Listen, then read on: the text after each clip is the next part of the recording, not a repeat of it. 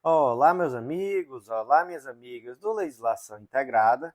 Aqui quem fala é o professor Bruno Valente. Nossa conversa de hoje é sobre o informativo de número 1126 do STF. Antes de começar aquele convite, se inscreve no nosso canal, seja no Spotify, Deezer, Apple Podcasts, Google Podcasts ou no YouTube, e ativa o sininho para ficar sabendo sempre que tiver novidade. Nos segue também no Instagram, Legislação_Integrada, onde todo dia tem conteúdo.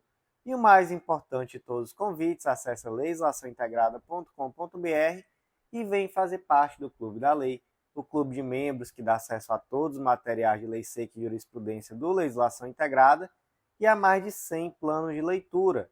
Gente, tudo que vocês precisam para estudo completo, atualizado e organizado de lei seca e jurisprudência por um material que toda semana é atualizado por esses mesmos informativos que eu também comento aqui em formato de áudio. Aproveita também e conhece o Mapa da Aprovado, o curso que te ensina a estudar. Com ele você vai aprender a organizar um plano de estudo 100% focado na sua realidade com muita autonomia e estratégia. E vem também conhecer a Editora Integrada, vem publicar com a gente. Você vai ver que é mais fácil do que você imaginava, menos burocrático, com um padrão de qualidade excelente e um preço justo. E muitas vezes pode ser um texto que você já tem na gaveta, uma monografia, um TCC, que com certeza vai ser muito útil em uma futura prova de títulos. Meus amigos, sem mais delongas, vamos para o primeiro julgado do dia. E o primeiro julgado de hoje é uma tese de repercussão geral, tema 1022 do STF, e essa tese ficou da seguinte forma: as empresas públicas e as sociedades de economia mista, sejam elas prestadoras de serviço público ou exploradoras de atividade econômica, ainda que em regime concorrencial, tem o dever de motivar, em ato formal, a demissão de seus empregados concursados, não se exigindo processo administrativo. Tal motivação deve consistir em fundamento razoável, não se exigindo, porém, que se enquadre nas hipóteses de justa causa da legislação trabalhista. Gente, eu já adianto que o informativo de hoje só tem 3 julgados, mas são 3 julgados muito importantes, tá? Esse primeiro aqui é um julgado muito importante, uma tese de repercussão geral, e ela trata da situação daquele indivíduo que é empregado em alguma sociedade de economia mista, empresa pública, enfim, ele é o tal do empregado público. Ele foi contratado por meio de concurso público, mas ele não é dotado de estabilidade. O regime dele não é estatutário, o regime dele é CLT. E aí nós vamos conversar um pouco sobre como funciona isso. Vamos lá. Primeiro ponto, estabilidade. A estabilidade do serviço público é uma garantia ao servidor público nomeado para o cargo de provimento efetivo em virtude de concurso público. Essa estabilidade é uma garantia que tem previsão constitucional, está lá no artigo 41 da Constituição Federal, que determina que são estáveis após 3 anos de efetivo exercício os servidores nomeados para o cargo de provimento efetivo em virtude de concurso público. Lembrando que, além desses 3 anos, como condição para a aquisição dessa estabilidade, é obrigatória a avaliação especial de desempenho por comissão instituída para essa finalidade. Gente, uma vez adquirida a estabilidade, o servidor público só perde o cargo em virtude de sentença judicial transitada em julgado, de processo administrativo que lhe assegure ampla defesa, ou mediante o procedimento de avaliação periódica de desempenho na forma de lei complementar, também assegurada ampla defesa. Para que serve a estabilidade? O objetivo da estabilidade é garantir a continuidade do serviço público. Mas como assim, professor? Garantir a continuidade do serviço público? Sim, porque através da estabilidade se protege o servidor público de pressões políticas, você protege o princípio da impessoalidade e você possibilita que essa atuação do servidor público seja uma atuação correta. Professor, mas só existe estabilidade no serviço público? Não, não é só no serviço público. Mesmo na CLT, existem algumas hipóteses de estabilidade, especialmente de forma temporária. Então, por exemplo, tem a estabilidade daquele indivíduo que é líder sindical, tem a estabilidade, por exemplo, da mulher grávida e etc. E já existiu lá no passado uma estabilidade geral no âmbito da CLT, e aí haviam regras específicas, a partir de alguns anos no serviço era possível adquirir essa estabilidade, mas quando surgiu o FGTS, ele surgiu exatamente como uma contraprestação pelo fim dessa estabilidade na CLT. E aí, gente, quando nós falamos de empresas públicas, sociedade de economia mista, essas empresas públicas de sociedade de economia mista, elas contratam via concurso público. Então, você, por exemplo, vai poder ver em algum momento da sua vida o concurso público para o Banco do Brasil, concurso público para a Petrobras e etc. Mas o indivíduo que é contratado nesse concurso público, ele é contratado no regime de CLT. Então, ele não é o servidor público estatutário, que no âmbito federal, por exemplo, vai estar regido pela lei número 8.112. Ele é um empregado dessa companhia, que é uma companhia pública, e ele está no regime seletista. Aí eu pergunto, esse indivíduo pode ser demitido a qualquer momento, sem nenhuma justificativa? Gente, não. Ele não tem estabilidade, mas ele também não pode ser demitido a qualquer momento e sem qualquer justificativa. É necessário uma justificativa formal no motivo da sua demissão. Por exemplo, insuficiência de desempenho, metas não atingidas, necessidade de corte no orçamento, etc. Essa justificativa tem que ser formal. Ah, professor, então quer dizer que tem que ser uma demissão por justa causa? Não, não é uma demissão por justa causa. As razões da justa causa estão lá no artigo 482 da CLT. Não é isso. Como eu disse, é necessária motivação. Professor, é necessário processo administrativo? Não. Não é necessário processo administrativo. É o servidor público estável, que só pode ser demitido por sentença judicial transitada e julgada, ou mediante processo administrativo que lhe garanta ampla defesa, ou mediante procedimento de avaliação periódica de desempenho na forma de lei complementar assegurada ampla defesa. Aqui, o empregado ele não precisa de processo administrativo, só é necessário que haja uma comunicação formal do motivo da dispensa. Para quê? Para que se preserve o princípio também da impessoalidade, de alguma forma protegendo esse indivíduo contra uma demissão arbitrária, por fins políticos ou por qualquer fim que seja. Então, gente, como é que ficou aqui essa tese de repercussão geral, tema 10.22? As empresas públicas e a sociedade de economia mista, sejam elas prestadoras de serviço público ou exploradoras de atividade econômica, ainda que em regime concorrencial, têm o dever jurídico de motivar em ato formal a demissão de seus empregados concursados, não se exigindo processo administrativo. Tal motivação deve consistir em fundamento razoável, não se exigindo, porém, que se enquadre nas hipóteses de justa causa da legislação trabalhista. O próximo julgado de hoje foi inserido no Código Eleitoral, destaque da seguinte forma: a fim de viabilizar a ocupação dos lugares por candidatos de partidos pequenos com expressiva votação, a terceira etapa da distribuição das vagas das eleições proporcionais às sobras eleitorais contará com a participação de todos os partidos políticos, independentemente de terem obtido um número de votos equivalente a determinada percentagem pré-definida no quociente eleitoral. Gente, vamos lá. Esse julgado aqui, se você tiver a possibilidade de acompanhar ele com seu material escrito aí do lado, vai ser melhor para você. Porque aqui eu vou falar dos números, das contas, e aí pode fazer mais sentido se você estiver visualizando. Visualizando vai ser mais simples. Mas vamos entender.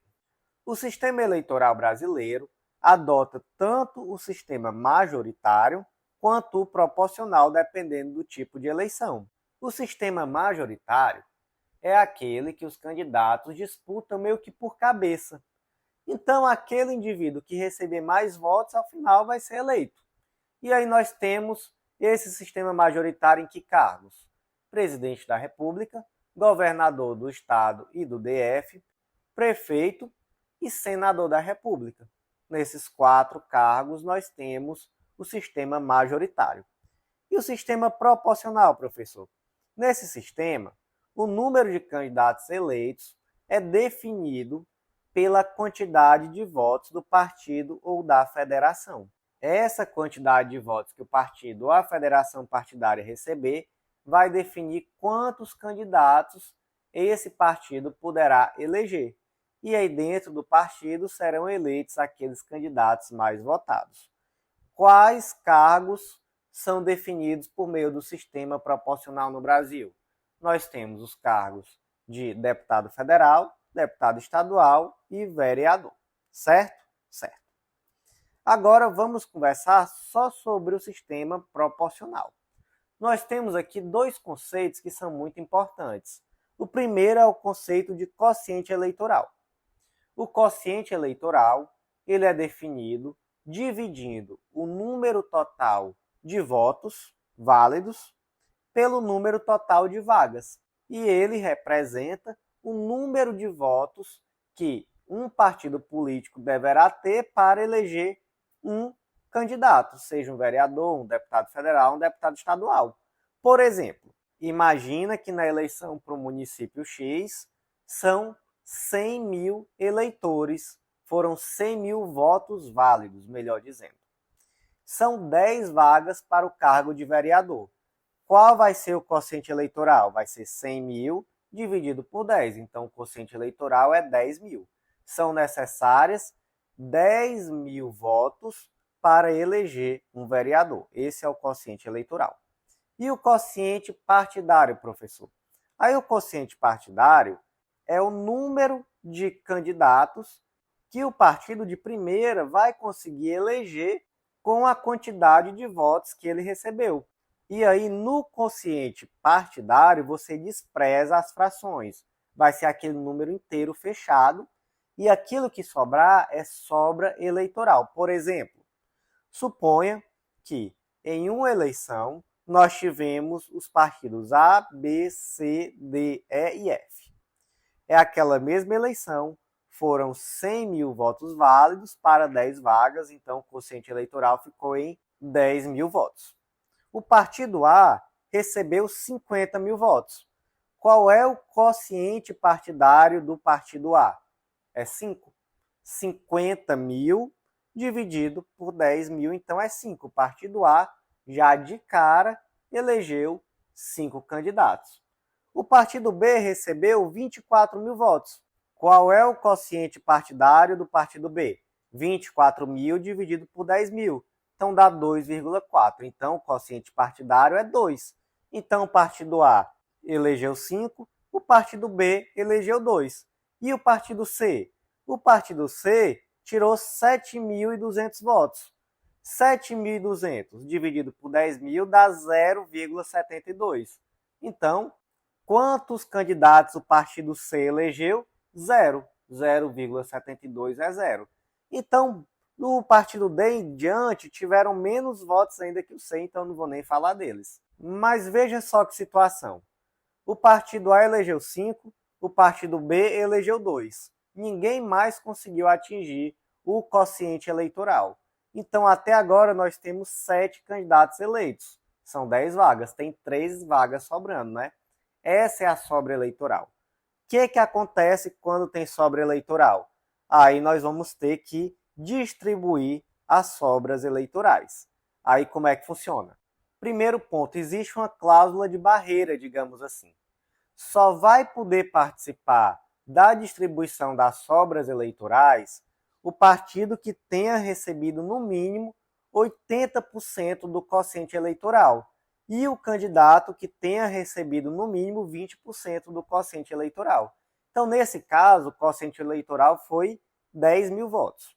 O partido tem que ter recebido no mínimo 8 mil votos e tem que ter algum candidato nesse partido que recebeu no mínimo 2 mil.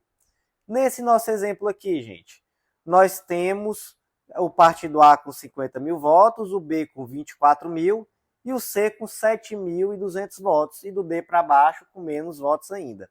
Pergunto, quem pode participar da distribuição das sobras? Só o A e o B, porque o partido C teve 7.200 votos, ou seja, menos que 80% do quociente eleitoral. O quociente eleitoral foi 10 mil, 80%, 8 mil. Então, o próximo cálculo vai ser somente entre os partidos A e B. E aí, como é que você faz? Você pega o total de votos e você divide pelo número de candidatos já eleitos pelo partido mais um. Então, nós temos o partido A, que recebeu 50 mil votos, ele já elegeu 5 vereadores, então 5 mais 1 é 6, você vai dividir 50 mil por 6, dá 8.333. O partido B, ele tem 24 mil votos, a cada 10 mil ele elegeu 1, então ele elegeu 2 vereadores, 2 mais 1, 3, 24 dividido por 3 dá 8 mil. O que é mais? 8 mil, 8.333. 8.333. Então, aqui o partido A elegeu mais um vereador. Aí, temos agora a seguinte situação. O partido A tem 6 vagas e o partido B tem 2 vagas. O que acontece? Você vai para a segunda distribuição de sobras. Na segunda distribuição de sobras, você faz a mesma coisa. 50 mil votos do partido A, você divide agora por 6 mais 1, porque ele elegeu 6, 6 mais 1, 7, vai dar 7.142. E o partido B ainda está só com 2 candidatos eleitos, então 24 dividido por 3, 8 mil. Qual maior? Partido B. Então o partido B elegeu mais um vereador. Aí, gente, nós temos agora 9 vereadores eleitos, 6 no partido A, 3 no partido B. E por isso nós vamos para a terceira distribuição de sobras. É aqui que entra esse julgado. O que o julgado diz? A fim de viabilizar a ocupação dos lugares por candidatos de partidos pequenos com expressiva votação, a terceira etapa de distribuição das vagas nas eleições proporcionais, sobras eleitorais, contará com a participação de todos os partidos políticos, independentemente de terem obtido um número de votos equivalente à porcentagem pré-definida do quociente eleitoral. Então, o que o STF disse? Que a partir daqui, da terceira distribuição de sobras, vai entrar todos os partidos, não só aquele partido que chegou a 80% do quociente eleitoral. Então, gente, vocês lembram lá do partido C? O partido C tinha 7.200 votos. E aí, aqui nessa divisão, ele vai poder entrar mesmo que ele tenha menos que os 8 mil votos, que é 80% do quociente eleitoral. E aí, nesse nosso exemplo, já chegando aqui na conclusão, o partido C vai conseguir eleger um vereador. Professor, mas pelo que eu me lembro, o artigo 111 do Código Eleitoral diz que se nenhum partido alcançar o quociente eleitoral, considerar-se-ão eleitos até que preenchidos todos os lugares os candidatos mais votados. Esse artigo está valendo? Gente, não está. Esse artigo foi declarado inconstitucional, então se entendeu que é inconstitucional por ofensa ao caráter proporcional das eleições parlamentares, a regra do Código Eleitoral que prevê que, se nenhum partido alcançar o quociente eleitoral, as vagas devem ser preenchidas pelos candidatos mais votados. Se entendeu que isso aqui era uma tentativa de incorporar o tal do distritão, que foi amplamente rejeitado nos debates parlamentares. Então, além disso que a gente já conversou, o artigo 111 foi declarado inconstitucional.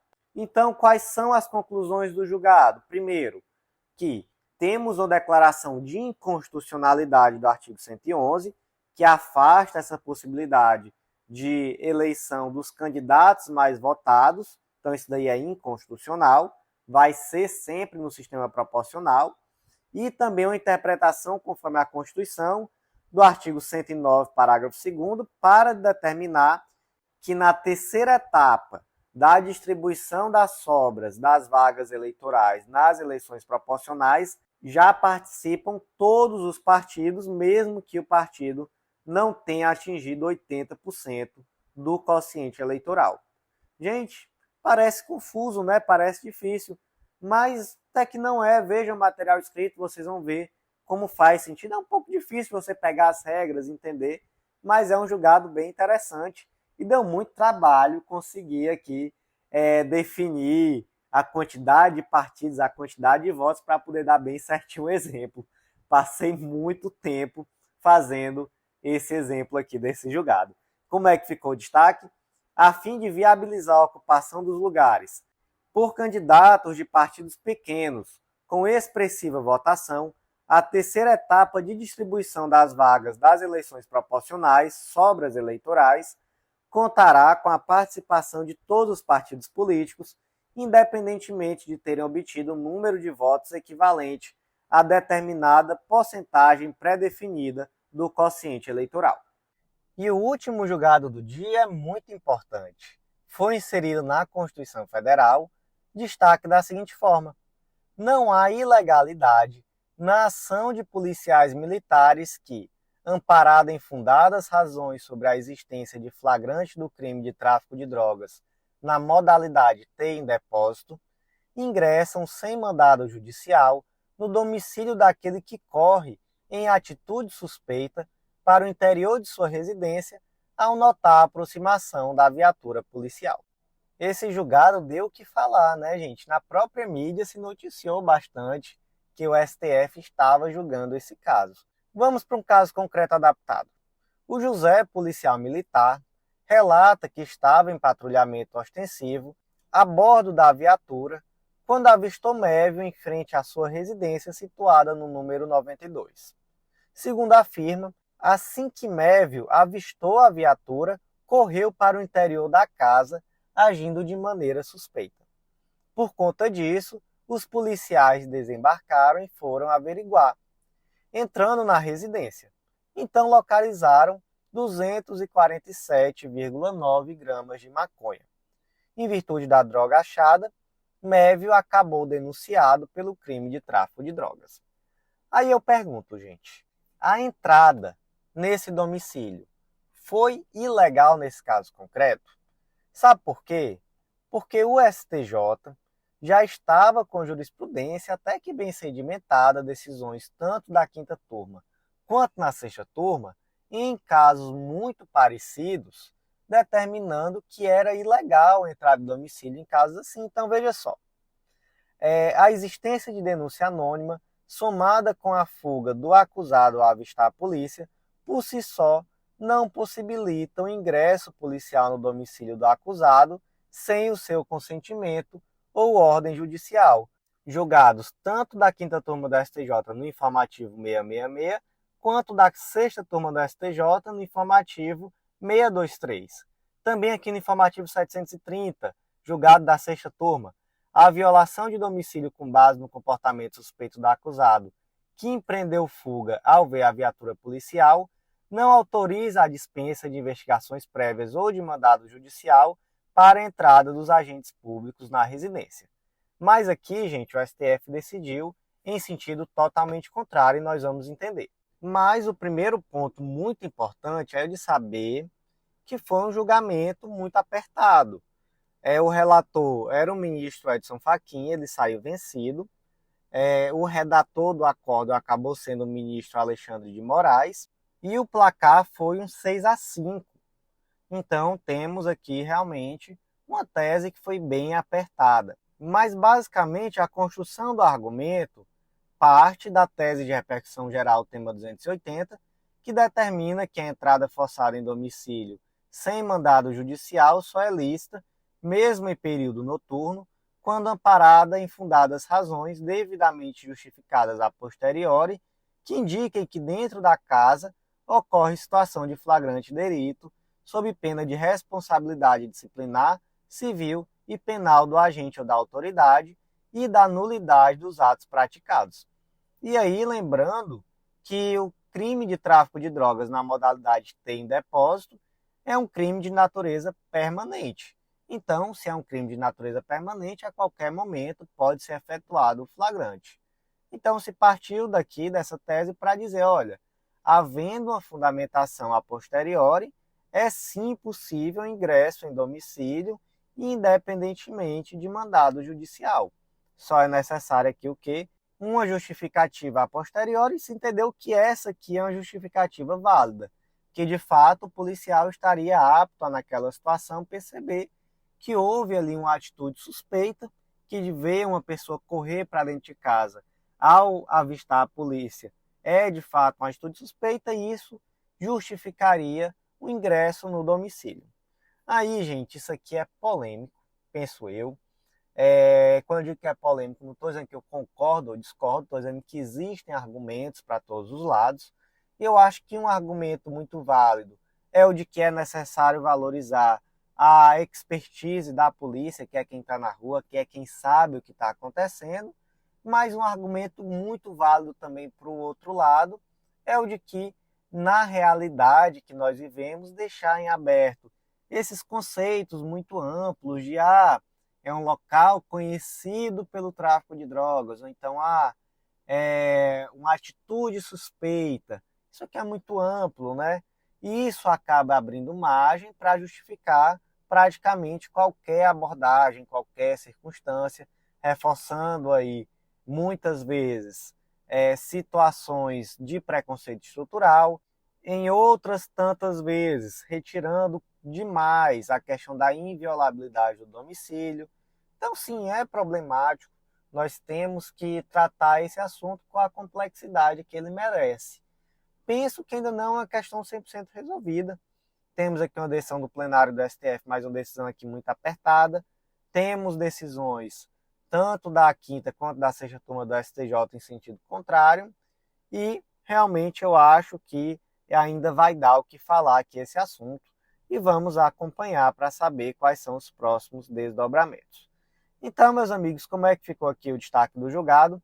Não há ilegalidade na ação de policiais militares que, amparado em fundadas razões sobre a existência de flagrante no crime de tráfico de drogas na modalidade T em depósito, ingressam sem mandado judicial no domicílio daquele que corre, em atitude suspeita, para o interior de sua residência ao notar a aproximação da viatura policial.